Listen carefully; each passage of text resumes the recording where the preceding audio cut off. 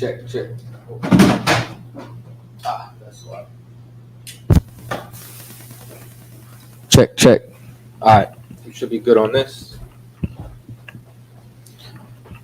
Let me know when we're live. We're live.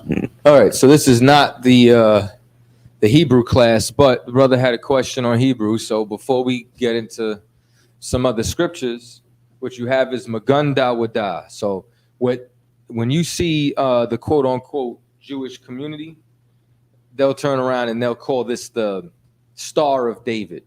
You understand? But when they translate it, they'll say Magin David. You understand? Because what they're really saying is Magun Dawadah. Magun means shield. Dawadah is David's name.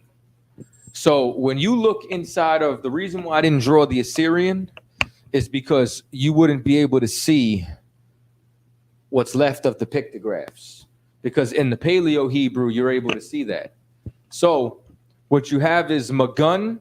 So Ma and Ga and Na, gun, because this is a closed consonant. So it becomes compound. Magun Dawadah. What David did was, David went and created a seal. Much like, okay, so we're all from New York, right? So everybody's heard of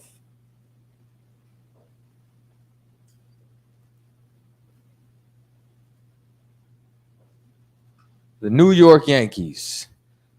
Do they just write that every time? Nah.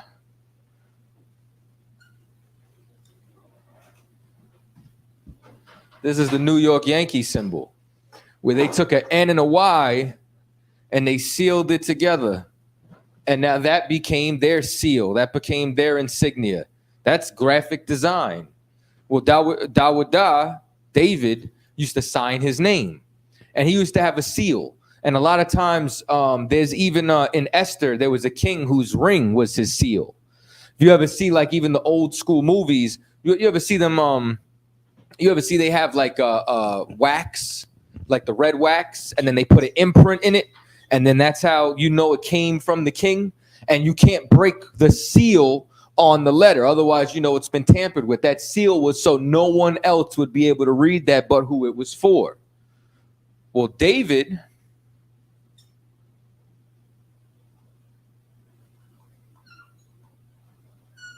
took his name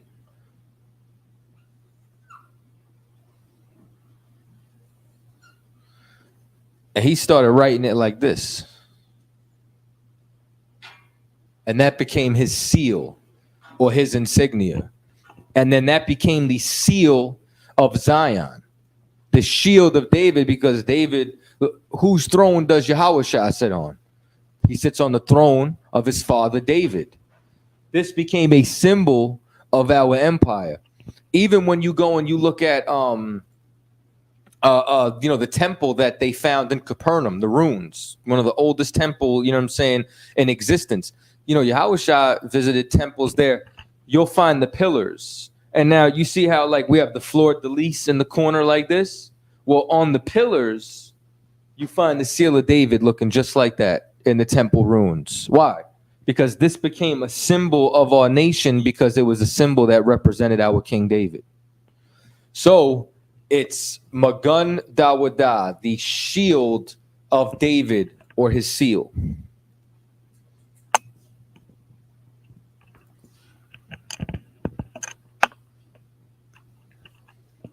No sweat. Now, if you want a scripture, let's go to 2 Ezra chapter 10 and verse 22. Turn this off. Put the shades on because I'm nice like that. Check, mic check. And now we're going to all go to...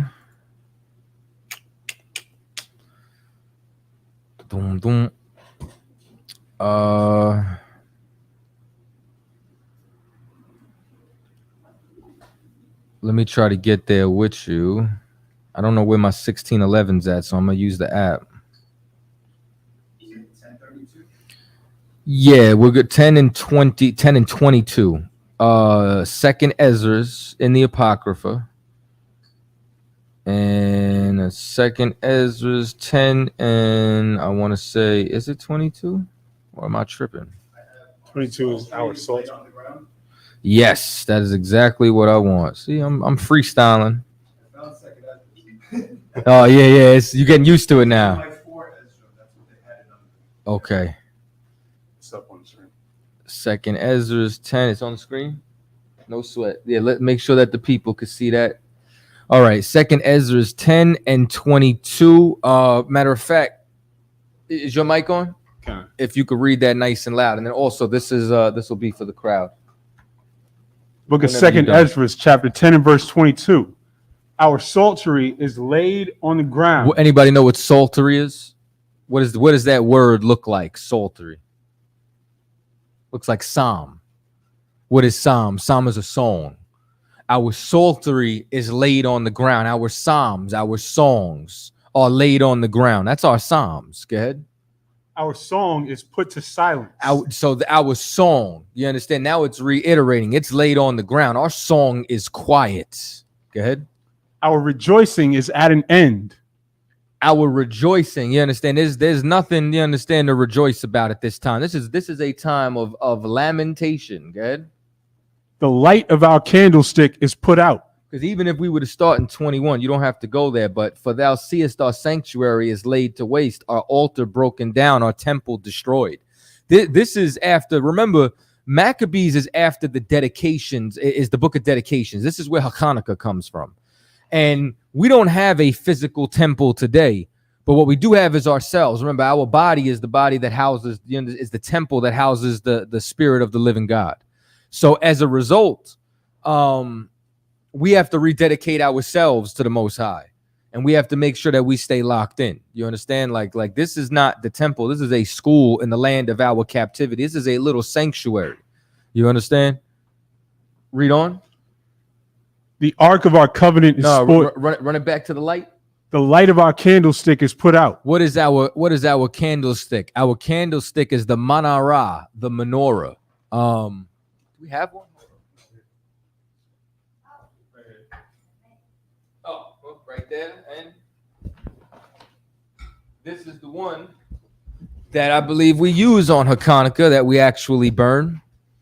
And what happens is, you understand, this is our candlestick. This is something that belongs directly to our culture, directly to the children of Israel. You could read in Exodus where we were told, you understand, in order to design this structure. Good. The ark of our covenant is spoiled. I mean, brother, the ark of the covenant is spoiled, is destroyed. We talking about the temple. We're talking about all our sacred items. You understand that we have inside of the temple. These are all extremely important items. I mean, the imagine everybody want to turn around and say that we're not Israelites. You know how quick that battle would be over if we could just pull up with the ark. You understand? If we could open up, you understand, the top of it, and we can go in and pull out the jar of manna. If we could pull out the staff that Moses threw on the floor that turned into a serpent, if we could pull out the tablets of the 10 Commandments, ain't nobody gonna say we ain't the Jews now. You understand? But all of these things are gone. All of these things are laid to waste. Good. Our holy things are defiled. Our holy things are defiled, man. The things that are supposed to be separate, they have destroyed. Good. And the name that is called upon us is almost profaned. And the name that's called upon us is almost profane. Like it's almost profane to call yourself an Israelite. You say that today. You know what they say? They say, oh, they never existed. Oh, you guys aren't the real Jews. Like they have a million things to turn around and try to say that, like, our holy name is profane when we're supposed to be the greatest people on the face of the earth. Go ahead.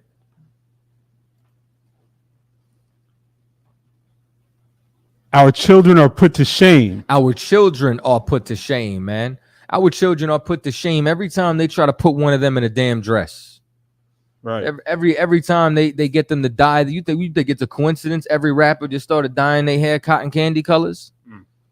You think nah, that's engineered. That's somebody in the label saying, hey, this is how we want you to look. This is what's going to sell records. They put them through, artist development, and this is how they develop them. And some people hold out, or they have a big enough fan base or a big enough buzz that they have more leverage when negotiating. And other people, they want to get out of this condition. They want to get out of the destruction. So as a result, what do? They jump onto a record deal, and they are willing, you understand, to sell themselves out to the highest bidder. Good. Our priests are burnt. Our priests are burnt. The Levitical priesthood destroyed. Good. Our Levites are going into captivity. Our Levites are gone into captivity. Who's going to perform all the Sabbath services? Who's going to perform the sacrifices? Who's going to be able to do that? Good. Our virgins are defiled. Our young women are defiled. Now our young women is like young Diamond, who's I think 24, 26, and she said she's already slept with 2,000 people. That's beyond ran through. You know what I'm saying? Like, I don't know what to call that. That's crazy. Like, you only had 20 something years on earth. You got 2,000 bodies. That's not insane. Your hymen only pops once. You know what I mean? One time to signify if you've been with another man or not. That's it. You know what I mean? That's designed inside your anatomy to know if you've been passed around or not. You know what I'm saying? Now, I know in these times, listen, y'all can be born again. I understand. It's going to take a lot for Diamond to be born again. I'm going to tell you what. She gonna need a whole bunch of grace and mercy from the Lord. That's crazy. You understand? Our young women are defiled. Good. And our wives ravished. Our wives ravished. Even our wives have been taken from us. Like, you understand, these things that are supposed to be protected, we have no protection. Our gates lament. Our gates languish. Good. Our righteous men carried away. Our righteous men carried away. You understand? Like them that would turn around and not profane. They are all carried away. And that's what happens to us. Like, they go and they take the best of our society, the people who want to actually do good. And then you know what we do? We become, even the sisters, we become hidden colors, and we put the man on the moon in 1969 and NASA doing all the math equations. You understand? We become, dentists and doctors, and then we move out the hood. We don't turn around and come back and try to build our own infrastructure. And you wonder why the Arabs run, every Right. deli. Right. You wonder why the damn not Afghanistanis, the damn Iraqis run every gas station. They say America runs on Dunkin'. It's all snake eaters in there. It's all East Indians. You know what I'm saying? Right. It smells like nothing but curry and ass in there. Salakia. You know what I'm saying? Sweat. You know what I mean? Coming out the pores, all the cumin, the mint. You know what I mean? Like, that's them. Why? Because we have profaned the Lord. Now, let me tell you something. Like, this is, we talking about, you understand, what means the most to our nation, okay? Our little ones destroyed. Our little ones are destroyed. You understand? How many of them are in foster care? How many of us seen Juvie? You know what I'm saying? Yeah. He'll never ever hear about Spofford. You know what I'm saying? Because I think they renamed it the Bridge anyway. You know what I'm saying? But we're destroyed. World Star, all these other things, man. Like we are utterly destroyed inside of our captivities. Good. Our young men are brought in bondage. Man, we brought in bondage. You use 2 million black men in the prison system right now, and guess what? They working at McDonald's for 50 cents a day, sewing military uniforms, 70 cents a day, being shipped overnight to go bake bread in the middle of the night over at not Panera, Whole Foods, in the bakery. You know what I'm saying? They doing all this, good. And our strong men are become weak. Our strong men are what? Become weak. Our strong men. You got brothers out here with breast implants. You understand? You have men with titties on the corner wearing high heels and just wanting to look like little Nas X, and you know what I'm saying? All these other filthy sodomites, and they should be on post in all black. Right. Ready to defend their nation. Damn right. You know what I'm saying? Yo, let me tell you something. I met this brother on the slavery. You know, now he's not effeminate. You know what I'm saying? But he's in another Israelite group, and I'm like, brother, you supposed to be with us. This cat is jacked up. You know what I'm saying? Like he looked like he could run through a wall, smooth and easy. You know what I'm saying? And he in GOCC. I'm gonna just say it. And I'm like, what are you doing over there, bro? You too strong to be over there. For real. You know what I'm saying? I'm like, brother, like our men would rather be in softer places. You understand? Or they've become weak. You know what I'm saying? He's a cool brother. I like him. You know what I'm saying? But I'm like, brother, you fam. You supposed to be here, man. And just like you understand, the brothers out here running around, you know, trying to be like what Caitlyn Jenner. You know what I'm saying? Caitlyn Jenner, sisters should be mad. Caitlyn Jenner in her first 6 months as a woman became Woman of the Year. Y'all were born women, and Epsi ain't called none of y'all. Nobody. Said, let's give it to Caitlyn. She was on the Wheaties box. It's not crazy. It's a damn shame. So this is some pretty important stuff. Read the next verse. Verse 23. And which is the greatest of all. Which is the greatest of all. I mean, we talked about some pretty great things. Virgins of Israel, pretty great things. You understand the temple. You understand the menorah, the manorah. Our brothers, our sisters. But there's something that was called the greatest of all. Go ahead. The seal of Zion. The what? The seal of Zion. You know what the seal of Zion is? That's the Magun Dawadah. You know how I know? Good. Hath now lost her honor. Because everybody, you know, nobody tries to deny the menorah. Nobody denies fringes. Nobody denies any other symbol inside of Israel. They try to act like this symbol lost its honor. They try to call this the Star of Molech. You understand? As if, first of all, where's the archaeological evidence? Don't show me cartoon memes online or, you understand, some Masonic lodge that was built in 1970. Why don't you show me something that actually goes back, you understand, to 750 BC? Oh, you can't? Is your Bible scratch and sniff? Is it a pop-up that you're able to see images? Like you're going to open up the Bible and that's just going to spring out on the Molech page? No? Or are you religious? Are you falling victim to propaganda? See, the very proof that you don't want to wear this symbol is the proof that this is the seal of Zion. Right. Because it's lost its honor. How did it lose its honor? Go ahead. For she is delivered into the hands of them that hate us. Because it was delivered into our enemies. And now you see our enemies putting this on their flag. And what do you say? No, we can't touch it. Stay away. Oh my God. And it don't work like that. This belongs to us. You find it in the archaeology. You find it on the temple in Capernaum. What you think it just so happens that there's two triangles here and there's two triangles that spell David's name and that's a coincidence? Y'all believe every other coincidence. I'm on TikTok in the middle of the night in the rabbit hole watching every conspiracy theory on the planet, but this is the one that gets you. Right. Because it's easier to say the earth is flat. You ain't got it. You could argue about that. You don't have to get off drugs. Let's argue if the world is flat. Why don't we talk about, you understand, how we got to put weed down? Why don't we talk about how we got to stop drug dealing? Why don't we talk about how we got to stop abortion? No, like, brother, what I really like, but the abortion clinic, it's on a flat earth. There's no curvature. I don't want to really pick up battles that matter. You want to fight about minuscule things because it's escapism. We want to fight about things that don't matter. We don't want to restore the virgins that are defiled. We don't want to restore our children. We don't want to make weak men strong because that involves too much. And so we're so selfish. We'd rather keep self-medicating. We'd rather keep getting high. We'd rather keep being weak. You understand? We'd rather keep doing all these things. Now, medication is good. There's nothing wrong with medication, but there's a problem when you abuse it. You understand? So when you read about all this, the very proof that people treat this like it's taboo is the proof that this belongs to us.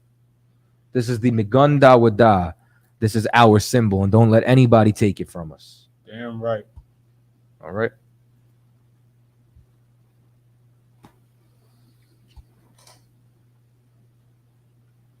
We got any questions online? Sir. Nothing. Just brothers and sisters saying shalom and saluting and checking in. Okay, no sweat. Shalom to everybody in the chat. If anybody has a question, you understand, you can go ahead and type them in. I do remember you. I'm getting yours next. I just wanted to let them know that they could ask questions too. Sister, before we went live, asked a question, and you said, if I phrase it right, how do you battle your demons? Okay. There's a couple of ways for you to battle your demons. One of the first ways is you have to acknowledge them. You got to acknowledge what the issue is. You got to acknowledge what the problem is. You understand? So, for example, weed is a demon. So if you know weed is your demon, you know what you should do? You should stay away from smoke shops. You should stay away from ciphers in the park. You understand? You should stay away from your friends who smoke weed, because you know what's going to happen? Or you should leave when they're about to roll up. Listen, we're not a cult. Some of y'all got friends in the world. You understand? But if you're going to be enticed, if you're going to be, quote unquote, unequally yoked, you understand? Like, matter of fact, I'm going to tell y'all something. That's how I got one of my brothers to come to the Passover. Because I used to go to their cookouts all the time. And I'm like, I don't think I could come to your next one. And they're like, why not? And I'm like family there. Like, you know, his aunt, his mama, all of them know me. They love me. I damn near go every year. I don't think did I miss this year? They might not have went this year. I'm going to call them and find out, because usually it's this last weekend. Usually it's Labor Day weekend they throw it. Is it Labor Day or the weekend after? I don't know. Around this time. You know what I'm saying? Point being is, I'm like, because I've invited you to the Passover and I keep coming to your cookout, you do not come to my feast. We are unequally yoked. You know what I'm saying? The brother turned around and said, you know what?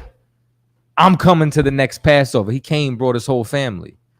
You don't want to do things that, you know, you don't want to give too much to people in the world that you ain't giving back. You want to be, the way you fight your demons is being rooted in the truth, knowing right from wrong and knowing what your demons are. That's why I gave a small example, not saying you, but if you smoke weed, you got to stay away from weed.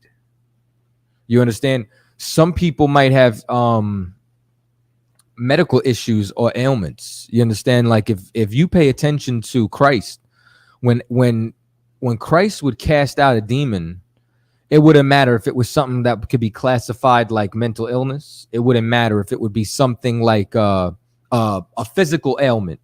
When he would heal someone, he would cast out a spirit. Everything in the I'm gonna have to translate this to blackety black. You know what I'm saying? Everything in the physical has a spiritual counterpart.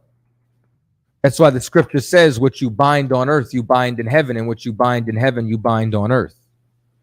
That's why when David numbered the people, when that angel pulled the sword out its sheath, people were dropping dead from pestilence in the land, because that was the spiritual counterpart, that angel and that sword, to the pestilence inside the earth. Like when you see all this death, and you know, people are doing crazy things like throwing spears at moving cars, that's because there's a spirit loose in the earth. So the way that you turn around and combat that is you want to be rooted in the truth. It's like what's one way to get rid of a mouse? Mouse traps. How about a cat? Cats will destroy, they'll eat mice. You understand? Here's another thing. You got to get angels. You have to have the Lord on your side. You have the Lord on your side when you serve the Most High Power. Right. When you obey the law, statutes, and commandments. When you pay your tithes. You understand? That's another one. People turn around and act like tithes ain't no law. You understand? Tithes is for sure a law. It's like the Christian church that's the only law they want to follow, and fake Israelites, that's the only law they don't want to follow. It's like an exchange. It's insane. You know what I'm saying? But they sure as hell, they're not going to pay the Lord's tax. They're going to pay the IRS's tax. Right. You know what I'm saying? There's one question in the chat. Job, 8 and 11? We'll get there right after this. So what you want to do, sis, is you want to be able to get stronger. So the way you get stronger is demons are something spiritual. Well, if you want to get physically strong, what should you do? Go to the gym. You lift weights. Every class you come to is spiritually lifting weights. You understand? The more classes that you come to, the stronger you're going to be able to get spiritually. You understand? Like when I first came into truth, I didn't miss a class. Classes was 7 days a week. I was in class 7 days a week. When I wasn't in class, I was watching videos. See, y'all are spoiled because y'all can go on YouTube and you could start today and never run out of videos for the rest of your life. I came into truth. I think I ran out of videos in 2 weeks. I started going in the archives on the internet and finding old school videos. I exhausted those. You understand? Then by that time, I started making videos. You know what I'm saying? And then watching other brothers and studying and radio shows and so on and so forth. You know what I'm saying? So you want to be able to get spiritually stronger, and you get spiritually stronger by putting in spiritual work, just like you would physical work. So you keep coming to class, you keep asking questions, and you call for counsel. You ask for counsel. You understand? That's how you'll get stronger. All right. Any other questions in the room? All right. Let's go to Job 8 and 11.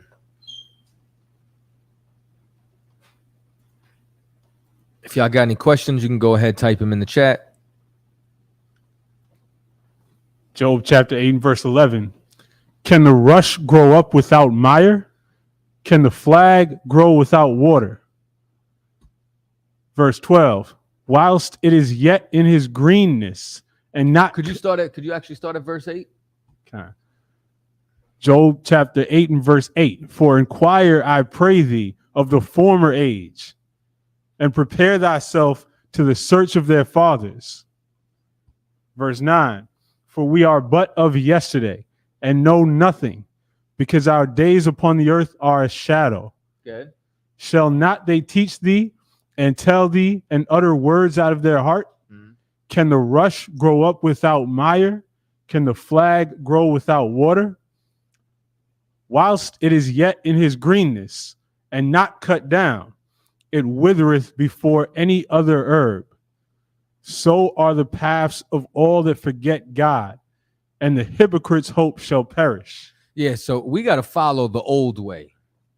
You understand? Like if you want to, you understand, like we can't neglect the Bible. We can't neglect our forefathers. You understand? Like if we want to be able to grow, if we want to be able to flourish, you understand, we can't cut ourselves up from we can't cut ourselves off from our past. You know what I'm saying? Like the reason as to why we're going to be able to get out of captivity today is because we can go back and look inside this record. We can't have the paths that forget the Most High. You understand? And we can't be hypocrites because we'll perish. We can't act like we follow the Lord and not follow him. And then at the same time, you know what I'm saying? We can't walk the paths that forget God. That's what they try to do today. You know what they try to do today? They try to, like, if you cut a Christian, like if you battle a Christian pastor or a woman who believes she's a Christian pastor, and you take her to Titus or Timothy, she's going to say, that was written in the past. That was written for then. She's going down the path that forgets God. You understand? She's trying to not remember the former age. She's trying to not search, you understand, the way of the fathers. She don't want to look at yesterday because yesterday cuts her today. Right. You understand? Like if it ain't broke, you don't fix it. Not eating pork, crab, shrimp, lobster, tuna, catfish still works. Thou shalt not kill, thou shalt not murder, thou shalt not steal, thou shalt not commit adultery. It works. You cannot reinvent the wheel. You understand? So we follow the old way. We follow the power of Abraham, Isaac, and Jacob. All right?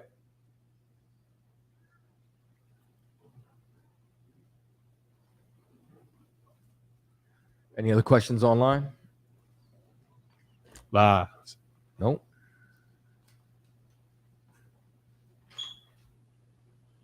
Any other questions in the room? I told y'all all know the Bible. Y'all should be teaching this class. I don't even know why I showed up today. I'm joking. Did you say? I hope you ain't say what I thought you said. Don't worry about it. Be quiet back there.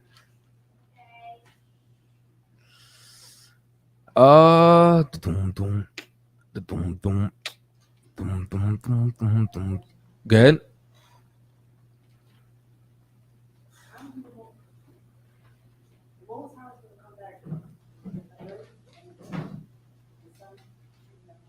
Well, the Most High is not coming to earth. Yahushua is coming to earth. The one that people call Jesus Christ. His name in Hebrew is Yahushua. That's his name. Mashiach is the anointed. That's where you get Christ from. So he's the anointed. He's our king, Yahushua. He's returning.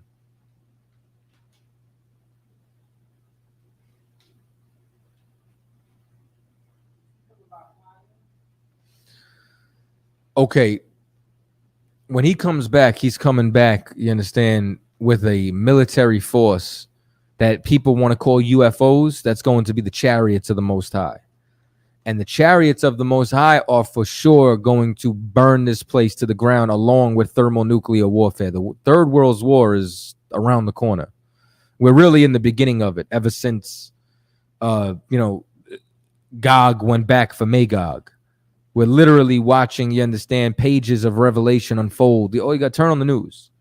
You see everything that's going on with Russia and Ukraine. That is biblical prophecy that we're witnessing today. The Euphrates drying up is biblical prophecy that we're witnessing today. All of that, you understand? Like we close to the end.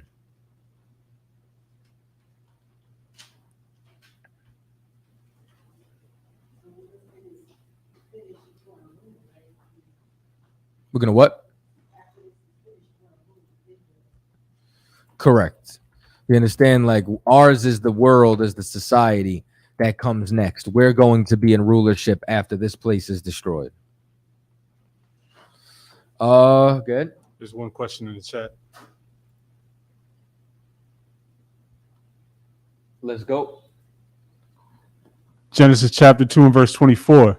Therefore shall a man leave his father and his mother, and shall cleave unto his wife, and they shall be one flesh. So now, first of all, this proves that Adam and Eve had a mother and father.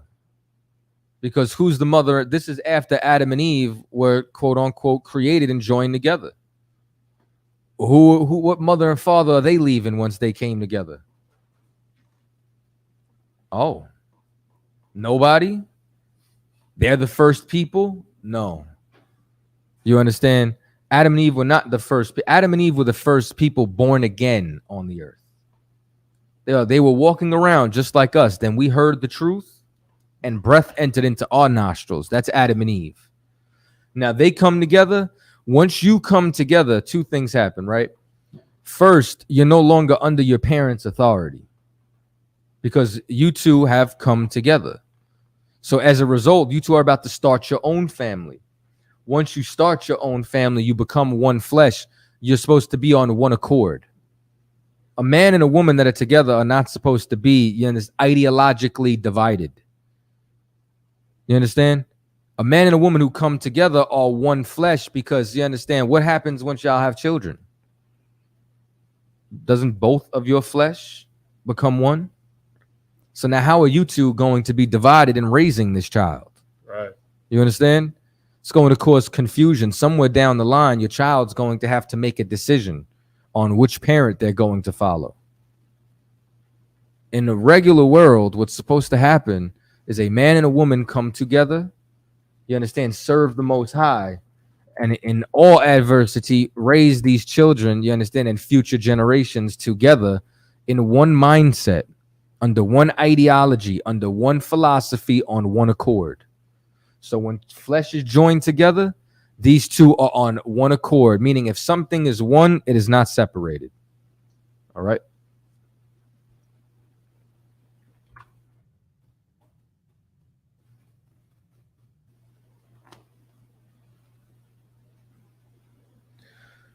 that scripture can be added as far as coming into the school. I don't know if what I would do is I would go to Ezekiel and show the valley of dry bones and compare that to Adam and Eve and show that into coming into the school. But yes, that was Adam and Eve coming into the truth.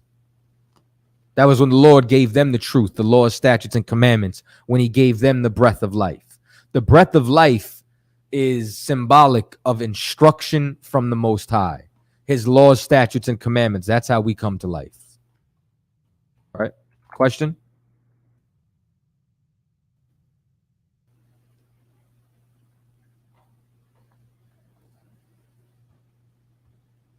Brother wants a breakdown on Exodus 23:3. Okay. All right, let's go there. Exodus chapter 23 and verse 3. Neither shalt thou countenance a poor man in his cause. Go back. Go back. Start at 1. Exodus chapter 23 verse 1. Thou shalt not raise a false report. Put not thine hand with the wicked to be an unrighteous witness. You understand? So now we're talking about how we're supposed to treat each other, good? Thou shalt not follow a multitude to do evil. Neither shalt thou speak in a cause to decline after many to wrest judgment. Good. Neither shalt thou because now, what are we talking about right here, right? Neither shall thou speak in cause to decline after many rest to judgment. So now we're talking about what? How you judge somebody, good? Neither shalt thou countenance a poor man in his cause. You understand? So now you don't look at a poor man's countenance, you understand, and judge him based off of that in his cause when judging the matter that he's bringing to you. You judge righteous judgment. You're not supposed to turn around. You can't be a respecter of person. You know what I'm saying? You can't look at somebody's countenance and make that the cause in making your decision. You have to actually hear the matter. All right?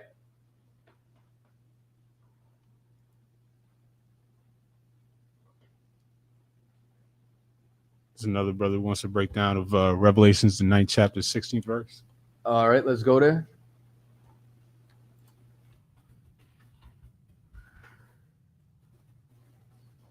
Revelations 9 verse 16. And the number of the army of the horsemen were 200,000. He said just 16? 16 through 18. Okay. And I heard the number of them. And thus I saw the horses in the vision, and them that sat on them. Can you just pull 16 through 18 all up at the same time? I think if you go up. Is that? It's here. All right. And thus I saw the horses in the vision. So now this and the number of the army of horsemen were 200,000. Whenever we say 200,000 is 200 million. This is the return of Yahushua. When he cracks that sky and he comes back with the chariots, that's the amount, you understand, that he's bringing. 200,000, and then you add 1,000 is 200 million. You understand? So this is talking about Yahushua and his army. Good. And thus I saw the horses in the vision, and them that sat on them, having breastplates of fire, and of jacinth and brimstone. And the heads of the horses were as the heads of lions, and out of their mouths issued fire and smoke and brimstone. You understand? Which means they're bringing destruction. You want to think like, you know, if you see a lion, right? Like is the lion like a cat you just go and play with? You understand? Nah, like the lion's coming to devour you. But this is something like what you were talking about a second ago, sister, that is coming to bring fire and destruction. Like this is not coming to play. This is coming to lay waste to everything that's in its path and devour it like a lion. Go ahead. By these three was the third part of men killed, by the fire and by the smoke and by the brimstone, which issued out of their mouths. And this is a part of how America is going to become the lake of fire. You understand? When they rain down this destruction on all of these areas, much like they did Sodom and Gomorrah, you know, it was fire and brimstone that rained down on them. So you want to think that this is the destruction of Babylon the Great. This is the judgment of the earth and all the nations that partook, you understand, in our destruction and captivity. And this is Yahushua and his army coming to redeem us. Brother wants to Y'all could ask as many questions as you like, all right? Brother wants to break down of Ecclesiasticus, the 17th chapter, 31 through 32. All right, let's go there.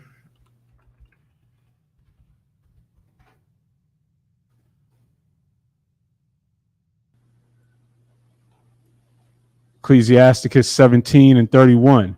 What is brighter than the sun? Yet the light thereof faileth, and flesh and blood will imagine evil. Verse 32. He vieweth the power of the height of heaven, and all men are but earth and ashes. Okay, let's go up and get some context.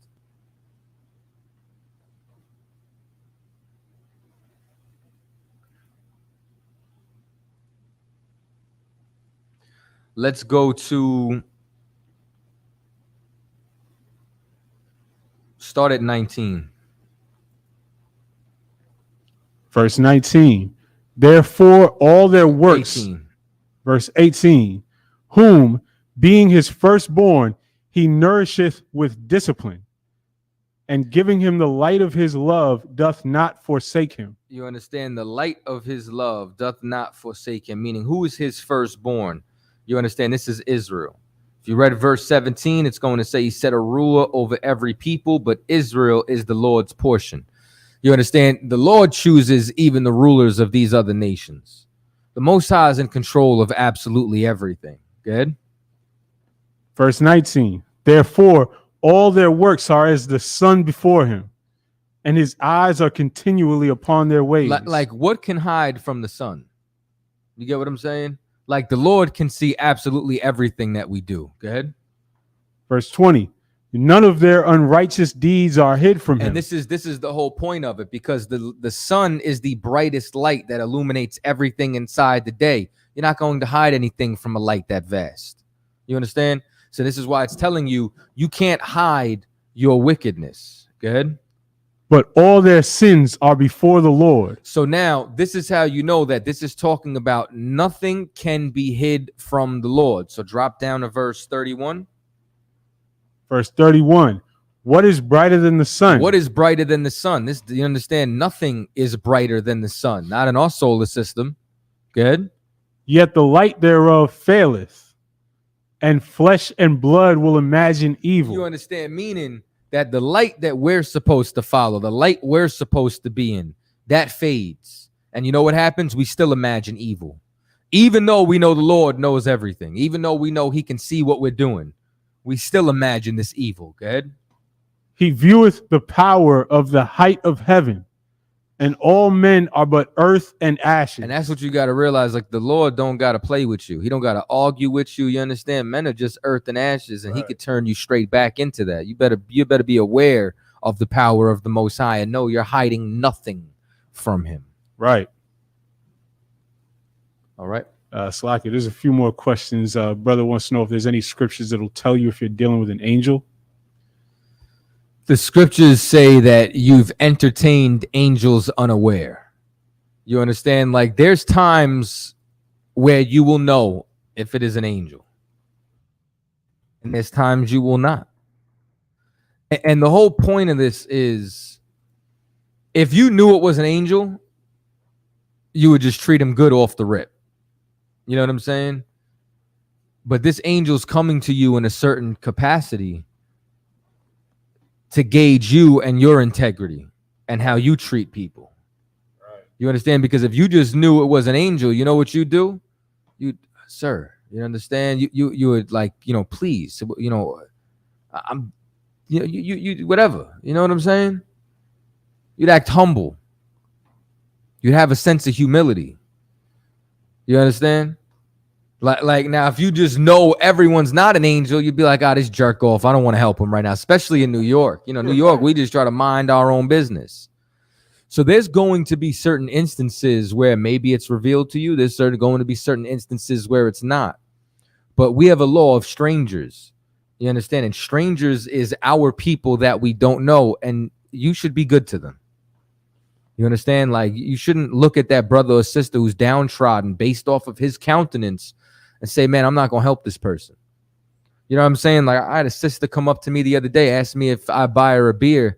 And I said, yeah, of course. And she started explaining to me. And I said, hey, sis, you ain't got to explain shit to me. You asked, I got it, I got you. You had a long day. Sister look homeless. You know what I'm saying? I have a house, and sometimes I get off work and I need a drink. Right. You imagine how much more of a drink I would need if I was homeless, if I had no roof, if I was sleeping in the street. God damn, I would want a drink to ease a little bit of my pain. Good. Isn't there a scripture that says something about let the poor person drink and forget their troubles? You know what I'm saying? That's what the hell you're supposed to do. So I had a couple of extra dollars on me. You know what I'm saying? So, hey, put it on my tab. You know what I'm saying? Told Habibi I got it. I don't know if she's an angel. I don't know what the hell she is. I know she was a sister. I could help. So I did. You know what I'm saying? So if you want to sign, you know what I'm saying? We can't do that. But what you can do is, if you believe you had an experience, you could bring it to somebody who's seasoned inside the school, like a General Muhammad, and explain your experience. You understand? And then he could judge and determine the matter. But I'll tell you what, it'll happen. Some of y'all might be blessed enough. Some of y'all might meet somebody, have a whole conversation with them. You're going to look left, you're going to look back, and they're going to be gone. And you're going to judge, you're going to be judging yourself in the mirror later like, did that happen? Am I going crazy? Nah, it happened. You understand? For sure happened. So, like, you're gonna have a conversation with somebody, they gonna tell you something nobody in the world could have known. They're gonna walk out the door, you're gonna be stunned, you're gonna run out the door, open the damn door, and that you're gonna look left, you're gonna look right, that person's going to be gone. Poof. Done deal. And sometimes they just gonna walk off, you're not even gonna notice. You understand? I do want to give y'all one clue, but I'm not, because then y'all gonna be looking for it too much. Good, sis. Angels come to deliver messages. Angels come to test you. Angels could come to destroy. Angels could come to bless. You understand? It's all about the Lord's will. You understand that angel, that the orders that the Most High, you understand, gave that angel, and he's obeying his Lord, his master. He's obeying the Most High power. You understand?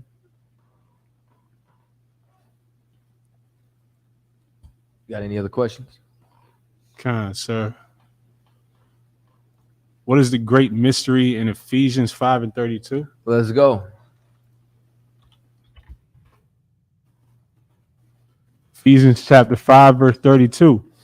This is a great mystery, but I speak concerning Yahushua and the church.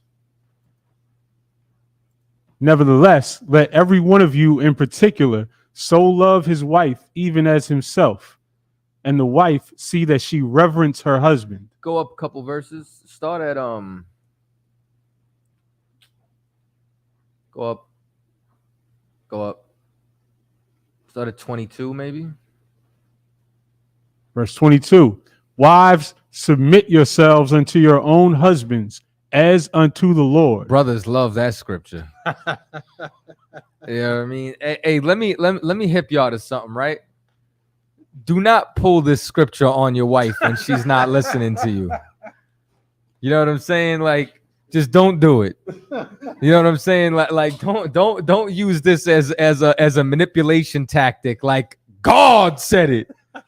It's true. Listen, I'm going to tell y'all something real right now. This is real spit. All right.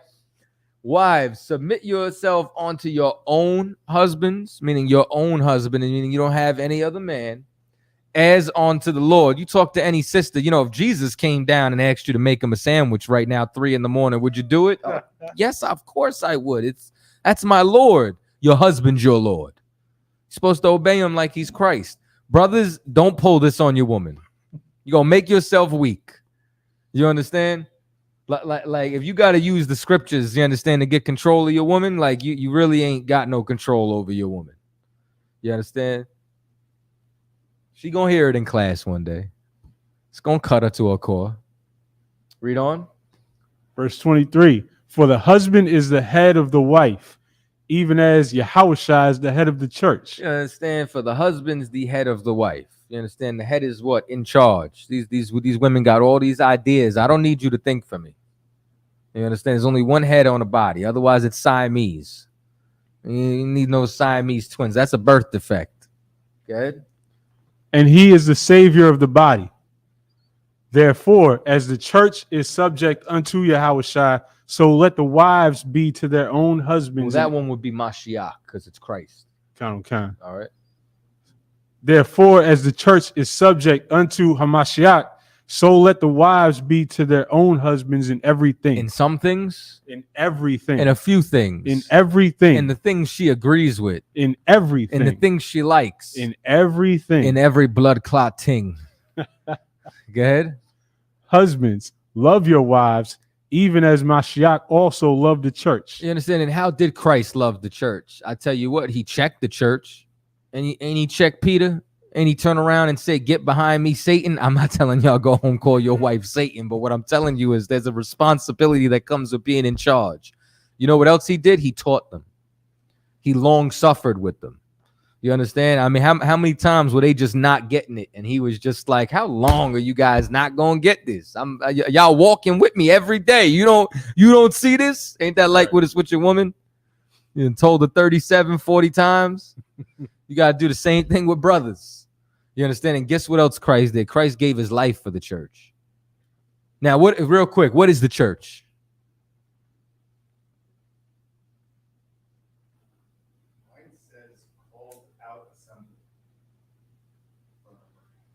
Oh, no sweat. You understand? We're going to stick with this translation. The assembly would be the gathering of the people. So what is the church? Us.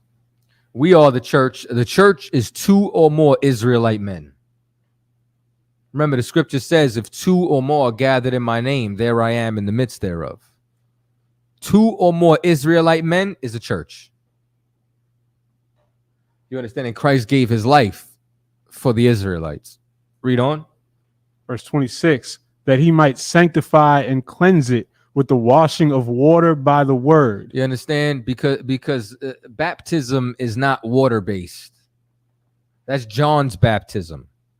Christ's baptism, you understand, is the washing of water by the word. The word is what cleans you. You read this word and you obey it, and that's what washes away. If eating pork, very simple example, is unclean, and now you read in Leviticus the 11th chapter that the swine is unclean. Now you stop. The word has just washed you. You understand? Like soap could wash your ass. So like soap could wash your behind, but it can't clean your soul. Only obeying the Lord and shedding wickedness can clean your soul. Go ahead. Verse 27, that he might present it to himself a glorious church, not having spot or wrinkle or any such thing, but that it should be holy and without blemish. And that's how we're supposed to be. Remember, Christ gave us perfection. So that's like the bare minimum requirement that we're supposed to give. Good. So ought men to love their wives as their own bodies. He that loveth his wife loveth himself. And once again, this is another thing when it comes down to being one. That's how everybody has to be able to love each other. You got to love somebody how you want to be loved. And that's reciprocation as well. You understand? That goes for sisters as well. Good. For no man ever yet hated his own flesh, but nourisheth and cherisheth it, even as the Lord the church. Good. For we are members of his body, of his flesh, and of his bones. You understand? And this is how, you understand, we become one. Why? Because everything that we're reading about is about the man and the woman being joined together. Good. For this cause shall a man leave his father and mother, and shall be joined unto his wife, and they two shall be one flesh. And they two shall be one flesh, meaning what? They're going to agree. Why? Why do they agree? What's your job when you become one? The man's job is to protect you, to guide you, to love you. You understand? The woman's job is what? A helpmate, to follow, to serve this man. We become one accord and move like a unit. Go ahead. This is a great mystery, but I speak concerning Mashiach and the church. Good. Nevertheless, let every one of you in particular so love his wife even as himself, and the wife see that she reverence her husband. You want to know why this is such a great damn mystery? Because nobody wants to do it. You understand? It's such a mystery because everybody acts like this is the hardest thing to do on the planet when it's giving you the instruction on what to do. All right?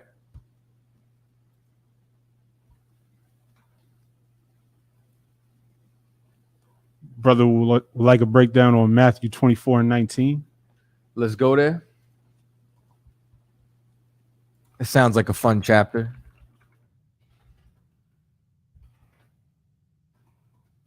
Matthew 24:19. And woe unto them that are with child, and to them that give suck in those days. A breakdown on Matthew's 24:19. Let's go up a couple of verses. Let's go up to 15. Verse 15.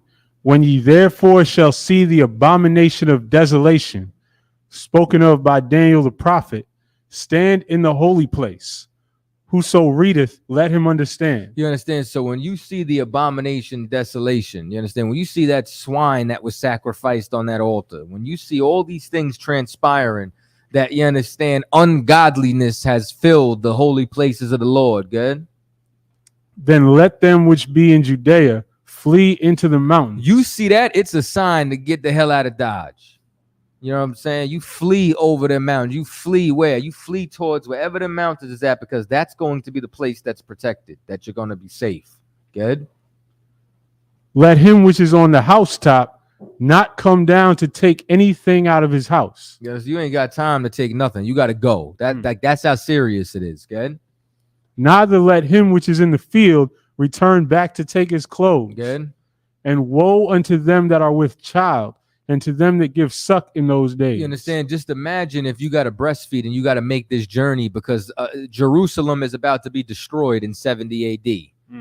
You understand? Because the armies of Titus Vespasian and all of them are about to march on your capital to destroy it. You know what I'm saying? Like, and you can't take supplies. You know what I'm saying? We can't take extra clothes. We can't. I mean, like, we got to, like, woe onto them. You understand? In that time. Because destruction is coming. So it's letting you know, and like, you know, like just think about, this might be hard for some brothers, especially, you understand, because there's such excellent wives inside the UPK. But if any of you, you understand, have ever just been left with your child for an extended time, or if you've been a single father, you understand, just getting the kids together is crazy. You understand, especially like when they're babies. You know what I mean? You got, or even if they're like a year and some change, they putting everything in their mouth. They getting up. You got to wrap them up. You got to put them in the stroller. You got to bundle the stroller. You got to wrap the stroller. God forbid you live on the 23rd floor. You got to get in the elevator. You got to come down. You live in the Bronx, so parking is blocks away. You in the cold. You in the winter. You walk in blocks. You get them in the car. You take them out the stroller. Put them in the car seat. Break down the stroller. Put it in. You get in. You sit down. You forgot something. You know what I mean? Now you got to get out the car, pull out the stroller, put the baby out the back in the joint, go over here, run, walk back them 4 blocks, get in the elevator, go up 23 floors, get in the house, grab it, and then guess what you got to do? You got to go back down 23 floors, walk your 3 blocks, get to the car. And this is with cars, with heat and technology and elevators. Imagine 2,000 years ago in ancient Palestine. What are we talking about here? All right. I hope that answers your question. That's all the questions for right now. That's all the questions. What time is it? Do I got time to do the Mark of the Beast tonight? It's 8:15. 45 minutes for the Mark of the Beast, brother. That's... Have I done more with less? I don't know, because I like to be thorough on this. I know you can pull it off, sir. Yikes. Now you got all the people watching. Oh, Salakia sis. I'm sorry. I couldn't tell. Well, I really didn't look at the name. I read the question, but you know what I'm saying.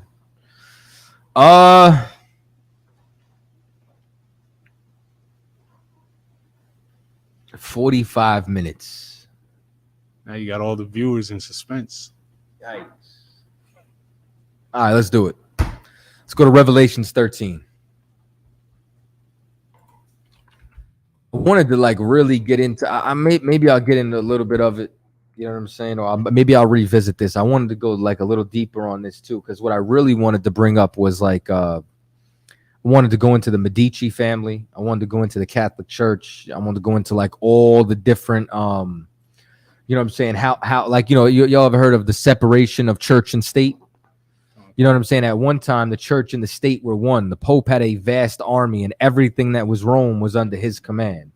You know what I'm saying? Like this was the Themba 76. Sakari said it's the RFID chip. Sakari said it's the RFID chip because they're a bastard offshoot of their GMS's bastard children. Right. You know what I'm saying? So Glorilla Shebrew teaches their doctrine and he doesn't understand the Bible. That's the problem. I wouldn't listen to them anymore. Anyway.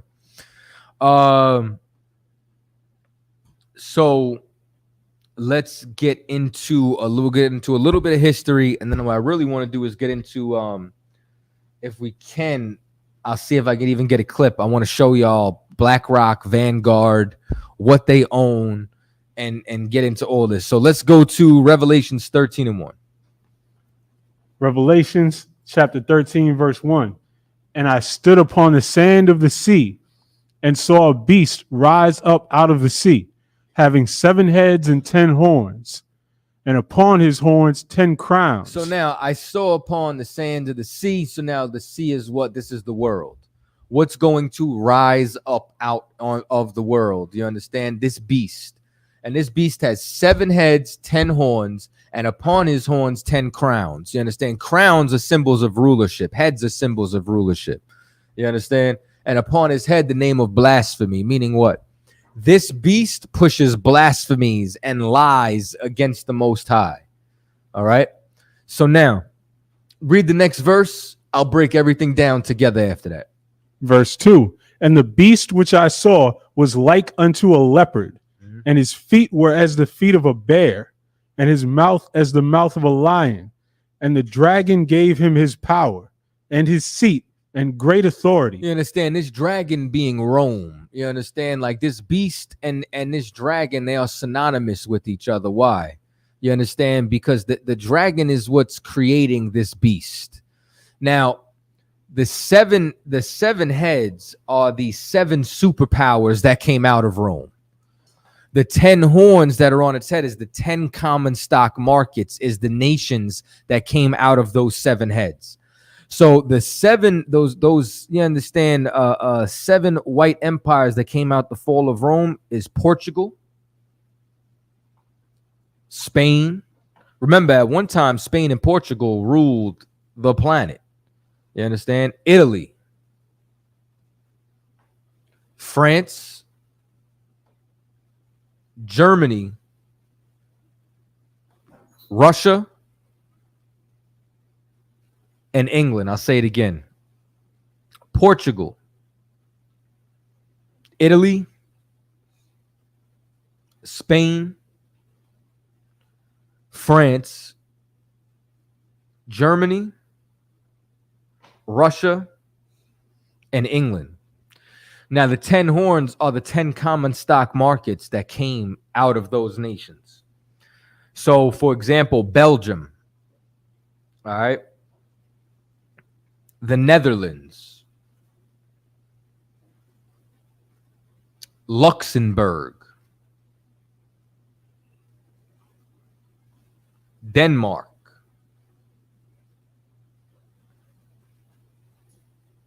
Ireland. And, you know, if you look, Luxembourg, Denmark, the Netherlands, all that came out of Germany. Ireland came out of England. Switzerland comes out of Germany. Australia comes out of England. Australia was a English prison colony. That's where they sent all their criminals. You understand? And now they all, surf and, Right. you know what I mean? Austria comes out of Germany. Scotland, England, and America. Remember, America came out of England. Those are the 10 nations, you understand, that came out of those 7 heads. Those 7 heads all came out of Rome. Rome is that dragon. All right. Blasphemy. Why? They're known as liars. And now remember, we know this because inside of that vision, it goes back to the book of Daniel. So when you're reading about the leopard, what was before Rome? There's a reason why it's called the Greco-Roman Empire. It was Alexander, you understand, the Greeks. You understand? If you were to go and see his exhibit, or even if you type in Alexander, they're going to call him the Great. I'm going to call him the Greek. You understand? You type in Alexander the Greek on Google, you will see Alexander riding into battle, either draping his horse or himself with leopard print. He was very famous for the leopard skin. You understand? Prior to that, it said the bear. You understand? The bear was the symbol of the Medo-Persian Empire. You understand? Then it talked about a lion. Before that was Babylon and the Assyrians, right? Before that, you have, matter of fact, that image you were about to see. You see the leopard? You could click either the first one to the left. You see the leopard print on his horse?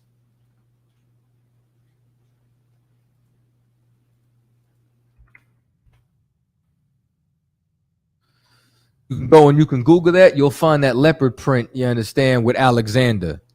Before that, the symbol for the Medo-Persians was the bear. And before that, you understand, the symbol of Assyria and Babylon was a griffin, which was a lion with wings. All right. So it's telling you, you understand, and this beast I saw was like onto a leopard. It's telling you like where this beast came from. You understand? This beast came from here. How did he get his power? From the dragon that was Rome. You understand? And then he grew 7 heads and 10 horns. This is all talking about nations, from Assyria to the Medo-Persians to the Greeks to Rome to all the different European superpowers, all the way down to America today. All right. Let's keep reading. Verse 3. And I saw one of his heads, as it were, wounded to death. So when was his head wounded? Anybody want to take a guess? Like if we're talking about these nations, right? And we're talking about one of his heads was wounded. When was this wounded? Fall of the Roman Empire. A wound, though. You know what I'm saying? So you right? You understand? We want to talk about during the Dark Ages.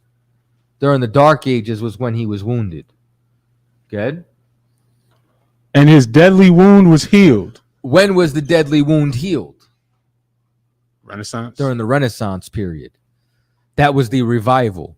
The Dark Ages was a period of from about 193 AD to 1453. During that time, you understand, dark-skinned men actually ruled the entire planet. Yeah, Servius Septimius and Priscinius Niger in 193 AD, they overthrew the Roman Empire. You know what Niger means? It's Latin for black. You understand? Priscinius Niger was a black man who was one of the emperors at that time. There was 2 emperors, and then eventually they went down to you get all the way down to, you funny as hell for putting that on the screen. You are hilarious. So now what happens is over time, there was a lot of wars. There was instability. You understand? You don't want to think of Europe as like, the united front that you see today with all these different nations. You know what I'm saying? Like, even in Italy, Naples was its own city. Venice was its own city, and they were not joined together and allied all the time. You know what I'm saying?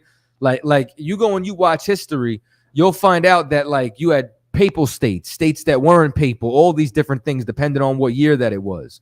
So this is around the time where you got, Franks, Barbers, all these different people having wars all throughout, history, from early in that time all the way up until like the 1500s.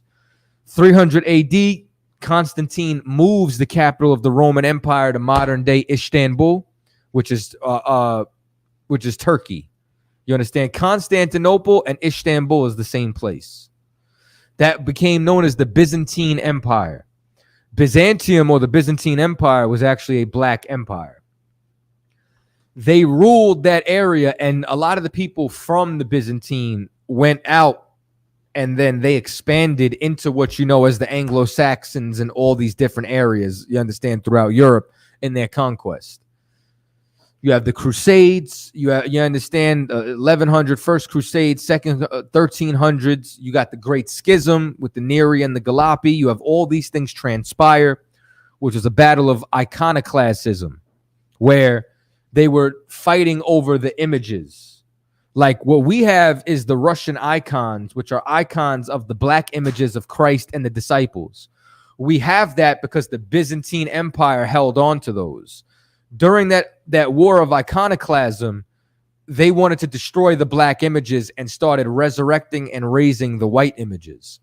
Up until, you understand, the late 1400s, after in 1453, in the middle of the 15th century, Constantinople was sacked and raided by the Ottoman Turks, which was white men who converted to Islam. You understand? This is a Russian icon. You could see in the back a dark-skinned image of Christ, and you could see him whitewashing an image of an angel, making it white. This is in a book called The Russian Icon. That book right now is $1,100, $1,300, if you can even find it on the internet at this time. I got a copy. Just throwing it out there. Quick flex. Very excited about that. I bought it for $80.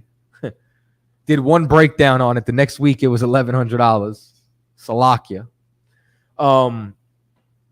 So now what happens is 1453, the Ottoman Turks sack Constantinople, and then now this is the fall and this is the end of the Dark Ages. You understand?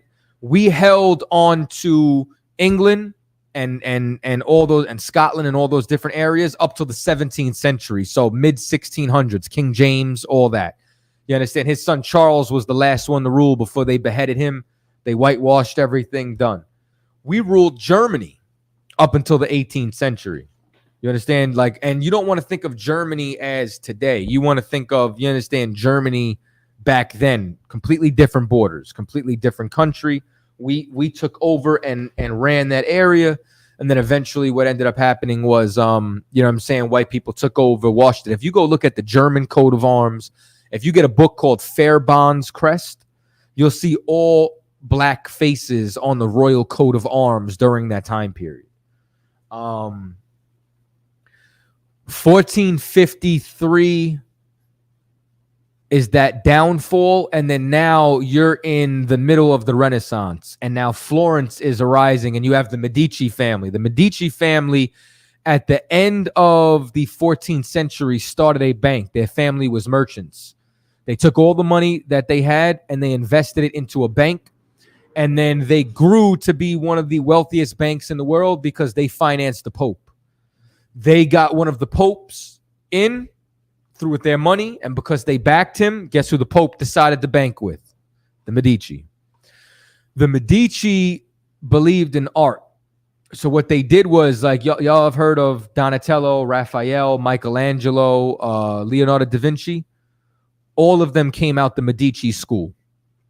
You know what I'm saying? When you were extremely rich back then, you would go and you would, painters would live with you. You would commission them.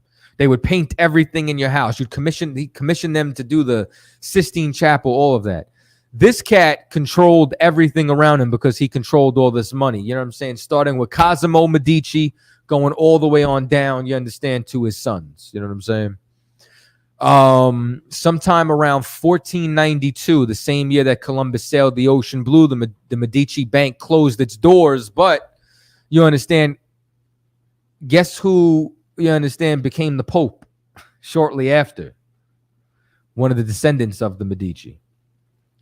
because they would run and control all of this, because the papacy was one of the strongest things at that time. If you ran the Catholic Church, you ran the earth. You understand?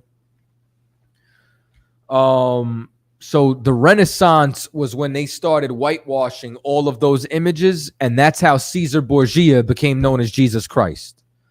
Because you understand, Michelangelo and Leonardo da Vinci would paint these images, and this was Michelangelo's sodomite lover.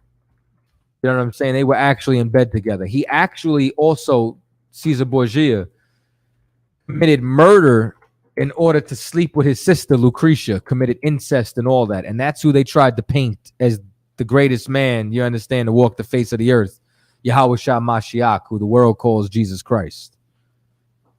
Painted him as a sodomite, a murderer, all that. All right. So that was their rise to power. This is why we know about those names. This is where all of that comes from, because it was during that time period, you understand, where his deadly wound was healed. Good.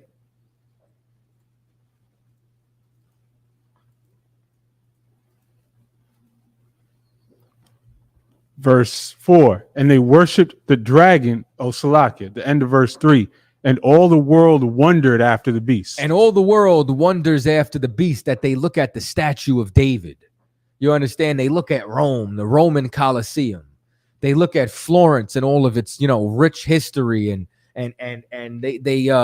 they have classes that teach Michelangelo, Leonardo da Vinci's, you understand, art techniques, and they became the standard for art inside the world. You understand, to the point where, I mean, name a more famous painting than the Mona Lisa. Right. Because the whole world marvels after this beast. Name a more famous statue than the naked ass sodomite they tried to make David. Right. You understand? Name a more famous image of the Most High, Adam and Eve, than what's painted on the Sistine Chapel. Name more famous images of angels than little white naked angel babies. Now you know why the Catholics were painting little naked angel babies. Right. Because these are pedophiles. The whole world marvels after this beast. Go ahead. Verse 4, and they worshipped the dragon which gave power unto the beast. You understand? And how do they do that? Because everybody comes, and what did they get from the dragon? They got democracy from the dragon. And all of them make democracy and capitalism, you understand, the religion and infrastructure of their society. Y'all thought the religion of America is Christianity? No, it is money. It is capitalism. It is democracy. And they spread democracy with the sword. Right. You understand? Like, they turn around and they worship this beast. And guess how else they worship him? Because the Roman Catholic Church conquered the entire planet. So now when they come, you wear this crucifix or you die. You understand? When Columbus sails the ocean blue in 1492, he sails with Caesar Borgia, and now all the Taino Indians are Catholic, are Christian, worship white Jesus. Now all they understand the Mexicans are cutting bathtubs in half and making giant Mary statues behind them. You get what I'm saying? Like now you go to Brazil and there's a 50-foot statue of white Jesus, Caesar Borgia, on top of the mountain, because he made the whole world to marvel after him and worship this beast. Go ahead. And they worshipped the beast, saying, who is like unto the beast? You understand? Who's like who was like Rome? Rome, and this is the continuation of the Roman Empire. Red, white, and blue goes back to Rome. White is what the Senate wore. Red is what the military wore when they crossed a certain river and they went out and fought. And when they crossed back over and they were policing the city, they wore blue. Why do you think it's the boys in blue? Why do you think the police wear blue? All that goes back to Rome. You know what one of the symbols of Rome was, right? It was the eagle. What's the symbol of America? The eagle. This is literally the resurrection of Rome. This is the reincarnation of it. You think the Roman Empire went somewhere? No, it just changed faces. You understand? Like Twitter. You think Twitter went somewhere? It's called X now. That's it. Good. Who is able to make war with him? Who's able to make war with him? Like, you understand, who's able to challenge him? Who's been responsible for all these wars? They conquered everybody. You know what I'm saying? Like, and then once they go and conquer you, then they take your traits. They take your practices. You know what I'm saying? Like, why do you think that we celebrate Halloween? Goes back to Samhain. Samhain goes back to the Druids. So when Rome went to go, you understand, conquer the Celts, guess what? Now we bob for apples. Now we have Halloween. And it just keeps getting passed down and rebranded. Good?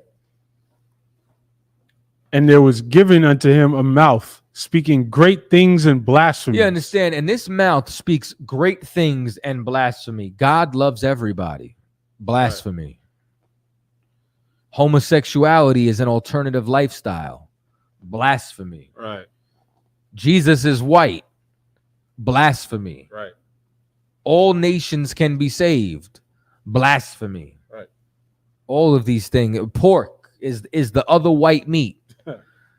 Blasphemy. You ever notice that you know what's crazy? If you just do the opposite of white people, you'd be closer to serving the Most High than anybody. Like listen, we read English left to right. What way is Hebrew? God's language. Right to left.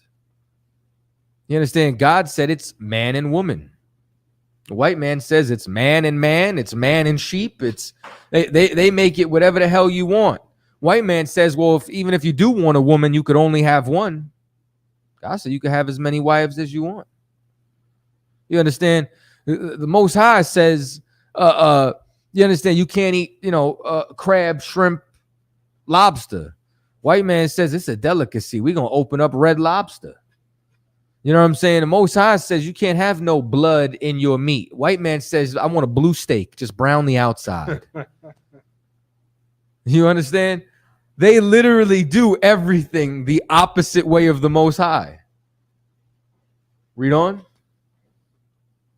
And power was given unto him to continue 42 months. Good. And he opened his mouth and blasted. Now, 42 months, just so you know, the power that's given onto him is a short time. You think of 42 months, that's not a very long time in comparison to 1,000 years. You know what I'm saying? Like, think about how long dynasties are in China. Think about how our kingdom is supposed to be forever. And now think about how long America's been running things. 200 years? It's not a very long time. That's, you know what I'm saying? That's 3 grandmothers. Good? Verse 6, and he opened his mouth in blasphemy against God. But once again, we just ran through all of them blasphemies. Matter of fact, we gotta get that picture of Caesar Borgia back on the floor so everybody could wipe their feet. Right. Good?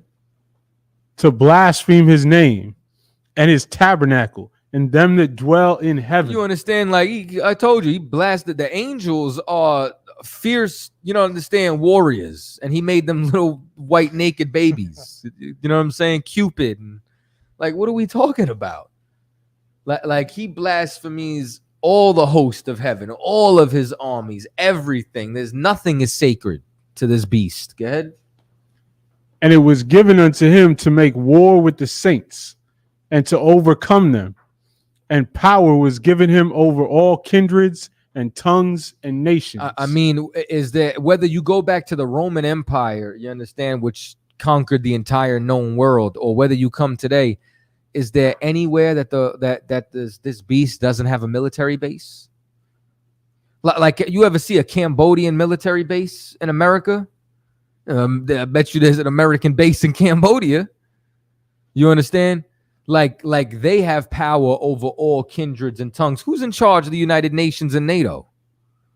Oh, you mean to tell me it's Esau? It's the Edomites? It's the Caucasians? It's the Europeans? I thought so. Go ahead. And all that dwell upon the earth shall worship him. Yeah, and he made sure that everybody would worship him. Go ahead. Whose names are not written in the book of life of the Lamb slain from the foundation of the world. You understand? And that's what happens, man. Not worshiping the Most High and worshiping this beast over the Most High is death. Good. If any man have an ear, let him hear. We all got ears. This is talking about understanding. Understand this. Good.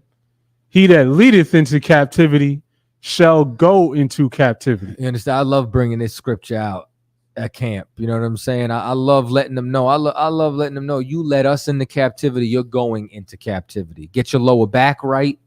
You know what I'm saying? Right. Stretch your joints out. Listen, buy one of these right here. You understand? Because you understand, an Edomite from Texas is going to build walls for a Mexican to keep his ass out. Right. You get what I'm saying? Like you know, a Frenchman is going to pick cotton or cut sugar cane for a Haitian. You understand? A Spaniard is going to mine gold for a Puerto Rican, for a Taino Indian, for an Ephraimite. Damn right. You understand? Because you let us into captivity, you're gonna go into captivity. So get your lower back right, get your stretches, do your elephant walks and squats and all that. You understand? Get right. You got work to do. Good. He that killeth with the sword must be killed with the sword. Man, y'all killed with the sword, you must be killed with the sword. That is going to be Third World War. You understand? At one time, the sword was the pinnacle of weaponry technology. Guess what is today? Missiles. You understand? Y'all wanted to kill with the sword. The Lord got a glittering sword for you. You understand? With fire shooting out the back of it. You understand? That's going to melt the elements. You're going to learn today. Good?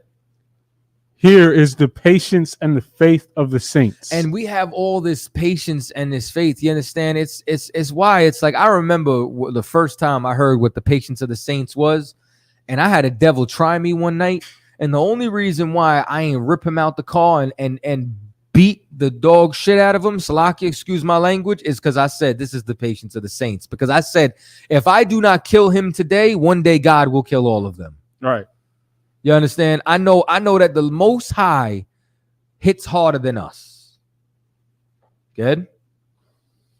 And I beheld another beast coming up out of the earth, and he had two horns like a lamb, and he spake as a dragon. You understand? So now there's another beast coming out of the earth. You understand? Two horns like a lamb, and he spake like a dragon. That's where we are right now. This is America. You understand? Like America is this beast right here. Like, and remember, all of this is the same, but it's explaining that like this is diverse. Like we know what we've seen before, you understand? But this right here, he speaks like a dragon. Like a lamb looks like something that's, you understand, you know, so harmless. Have y'all, if you come to the lamb slaughter this year? See, I didn't understand this because, you know, I grew up in the city. You know what I'm saying? Like the closest thing I see to animal life is rats and pigeons. You know what I'm saying? We don't see no real animal life. You know, depending where you at, maybe a skunk. Son, I seen a fox the other day on Staten Island. It was like I wanted to get out and, you know what I'm saying? Like, yeah. But I was like, bro, this thing is gonna bite me. I'm not about to, you know what I'm saying? But it was so I seen a fox. A fox. Like it was just chilling right there. Like I stopped. I pulled. I'm like, yo, this is a fox. So that's how disconnected I am from nature, that a fox impresses me. Somebody's like, fox, they're all over. What you mean, fox? You know what I'm saying? Like, but when you see lamb, you know how easy it is to yoke one up for the slaughter? Like sheeps are defenseless without a shepherd. They're so easy to be killed. You know what I'm saying? Like any predator could destroy them. That's us. Now this thing speaks. It gives an image. Like it's a lamb, but he speaks like a dragon. You understand? First of all, you understand what does the Gadites say?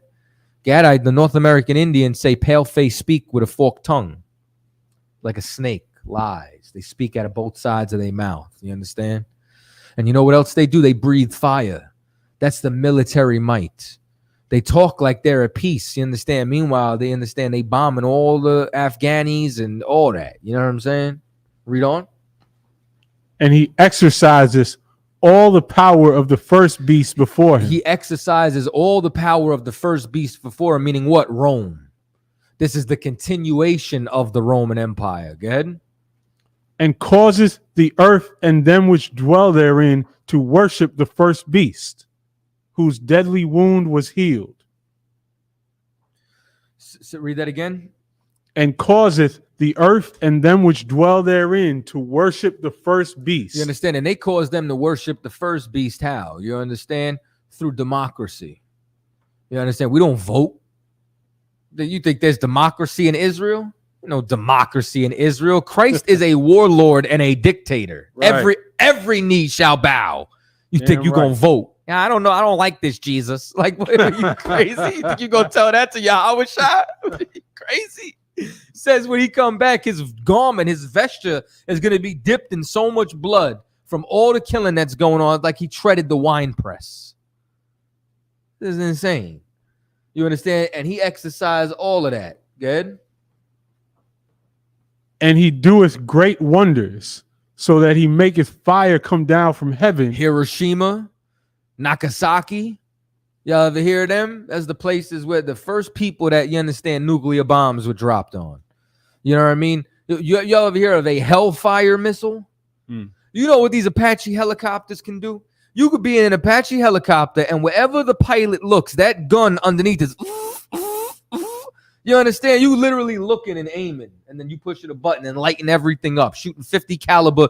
Do you know what a body? I know what it looks like because I looked it up.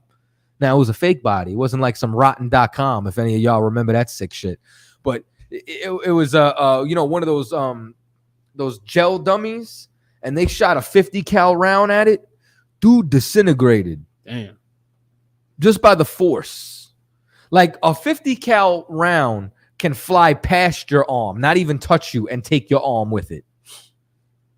This is this beast. Go ahead. From heaven on the earth in the sight of men, and deceiveth them that dwell on the earth. Man, and everybody has been deceived. You understand? You think they're the Jews. You think they're Jesus. You think they're God. You think they're righteous. You think they're priests. They molest your children. Good.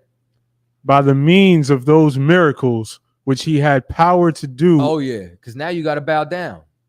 Oh, the Middle East don't want to listen? Yeah, okay, well, let's drop some bombs over there. Now women can drive cars. Yeah, good. To do in the sight of the beast, saying to them that dwell on the earth, that they should make an image to the beast, which had the wound by a sword and did live. You understand? And that image was Caesar Borgia. You understand? Was white Jesus. They make this image, and then they take that image and they carry it across to present themselves as godly, and they uphold that all the way on today. That, you know, you see this, you understand, devil in a damn suit and tie, and like y'all mad at Doja Cat. They said Doja Cat dressed like the devil. I ain't see her dressed like Donald Trump. I ain't see her dressed like Biden. I ain't see her dressed like your supervisor. I saw her dressed like a monster that doesn't exist. That ain't the devil I read about. Good.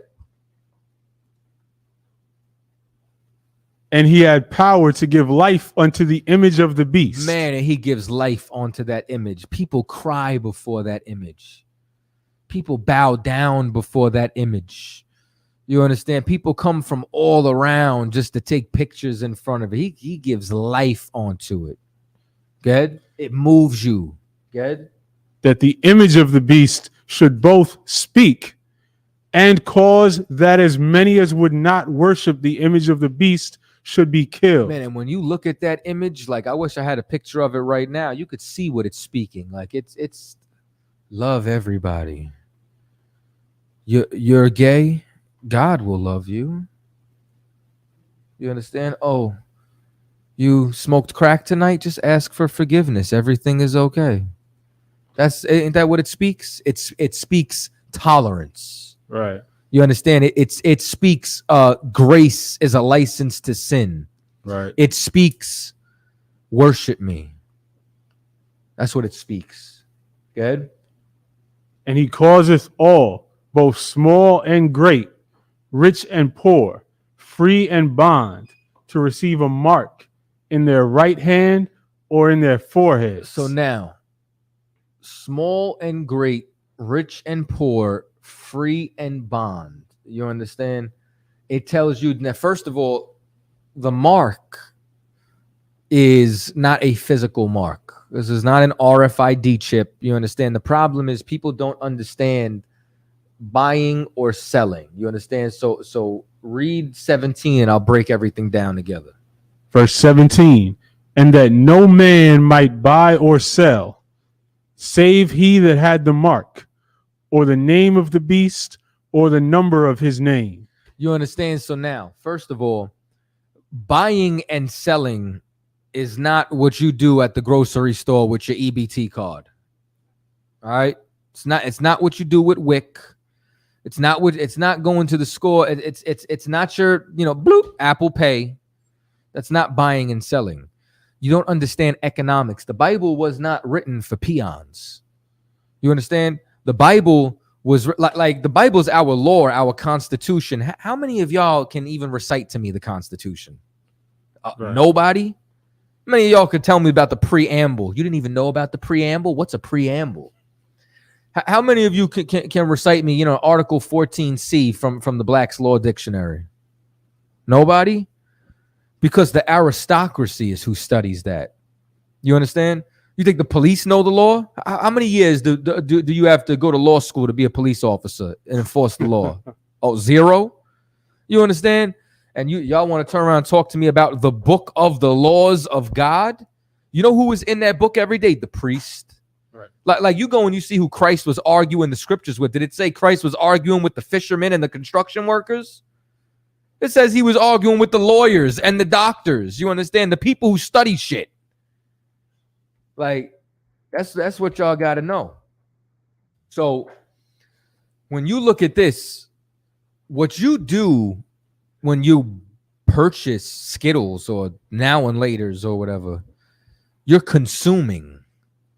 That's not buying and selling. You know who's buying and selling? Walmart is buying and selling. You understand? The steel industry is buying and selling. They're what? They're purchasing this resource to refine it, to sell it to you, to gain profit. That's commerce. Now, from back then until now, you know what? I'll start now and then I'll go back. Why are there cars from the 1940s in Cuba right now? Why don't they have, why is all the building and infrastructure old in Cuba? Because they cut off their trade. Because they cut off Cuba's trade. They put an embargo on Cuba.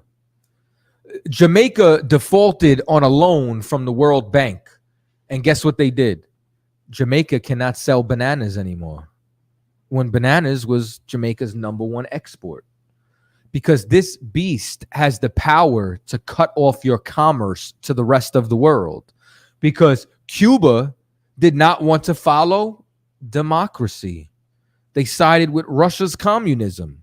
So they cut them off. Even though Cuba's a small nation, it didn't matter if you were Castro or if you were, Juan Pablo. Everyone was cut off from trade and commerce with Cuba. That's why Cuban cigars are illegal in America, because they could not trade with commerce. So when it's talking about this mark, it's talking about cutting you out of commerce. Because if we go back in time, this beast, when it would come and push the image, if you didn't want to follow the Catholic Church, right? And the Catholic Church was going to war with your city, what's the first thing that happens when you pull up to a walled city? Nobody watches, medieval movies? Listen, the Catholic Church is ruling. We're in the 1500s. The Catholic Church, you understand, is making war with your city. What's the first thing that they do? They set up a siege. They encompass your city. And guess what? They cut off commerce.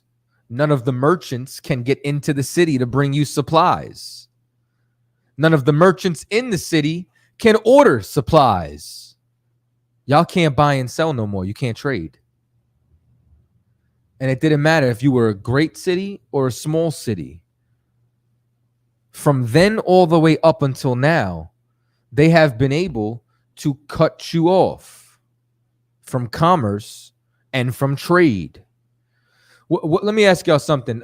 Us as a people, if I put blacks, Latinos, and Native Indians together as Israel, what do we trade to the world? Nothing. We don't trade international steel. You understand? Like, what's our GDP? What's our gross domestic product? Oh, we don't have one? But we making everybody else rich. Yo, do you know what like the second or third largest export from East India is? Human hair. Human hair. Do you know who's buying all that human hair? My wife. I'm joking. But what I'm saying is, you understand, sisters are turning around. And you understand, like, babe, I want to get my hair done next month. You understand? She gonna go buy hair and get her hair braided. We're buying all the East Indians' hair. Do you know? Do you like who owns all the beauty supply and hair shops over here in America? The Koreans. Who just fired missiles into the sea? The Koreans. I want to tell you, black women, y'all have bought so much Remy from the Koreans that Korea is now a nuclear superpower. I want y'all to know. Y'all don't see we make the world go round? So when you turn around and see this isn't talking about you going to get Skittles. If it was a damn microchip, I want y'all to just feel me for a second. Nobody putting nothing in my skin, right? But you know this is a microchip in here. Do you know if I push a button, my credit card's going to come up and I go bloop with my hand? Do you know there's a chip on my debit card? Why isn't that the mark of the beast? You telling me with this microchip and this in my hand, it's going to cause me to sin? I don't buy drugs with this. I don't buy pork with this. I don't do anything unlawful with this chip in my hand. You understand? Some of y'all still buying weed with that. If you can buy weed with Apple Pay, y'all would. Shit, I think you can in the stores now. I think the smoke shops take that, right? So when it's talking about, you understand, both small and great, rich and poor, bond and free, to receive that mark, first of all, the mark goes in your forehead. What's in your forehead? Your brain, your mind. It's the philosophy of this beast. It's the philosophy of capitalism. It's the philosophy of capitalism that gets you to go rob your brother for Jordans. That's a sin. It's the philosophy of capitalism that gets you to kill your brother in the smoke shop. That's a sin. It's the philosophy of the beast of you promoting democracy as a police officer that helps you choke out Eric Garner, that helps you kill Walter Scott and then hide the evidence with a white cop. Because your mark of the beast is your philosophy obeying the beast, and your hand is not making the purchase. Your hand is acting it out, because your right hand is supposed to be your strength. You're following the philosophy and the belief system of the beast, and you're living it. And this beast has the power to cut off commerce, trade, everything. Read the last verse. Verse 18. Here is wisdom. Let him that hath understanding count the number of the beast, for it is the number of a man, and his number is 666. This is a quantity of men. You understand? There's 666 Edomites that have been controlling the world. You know them today as the Rothschilds, the Warburgs, the Waldens, the JP Morgans, the Rockefellers. You understand, these small group of families that have created economies and countries, you understand, since the Roman Catholic Church. Do you understand the Vatican has its own bank? The Vatican is a building like this. Picture this building being its own country. The Vatican is literally its own country. The Vatican is not a part of Italy. It's not a part of Rome. So now, next week, I'm going to build a little bit more on this because we're over the time. It's now 9 p.m. This is we're going to get into BlackRock, Vanguard, State Street, Berkshire Hathaway, and I'm going to show you that Berkshire and Hathaway is owned by State Street. State Street is owned by BlackRock. BlackRock not only owns the earth, but BlackRock is owned by Vanguard. And Vanguard is owned by those families that I just named. That's the 666. These are the people who control wealth, who cut off commerce from nations, all right? So with that, I'm going to pass the class over to priest and officer. I almost said Ayash. Aisha Allah. I'm going to do that forever, man. I don't, it's like I want Salakia. Forgive me, brother. It's all, it's wild. Should I end the broadcast? You can end it.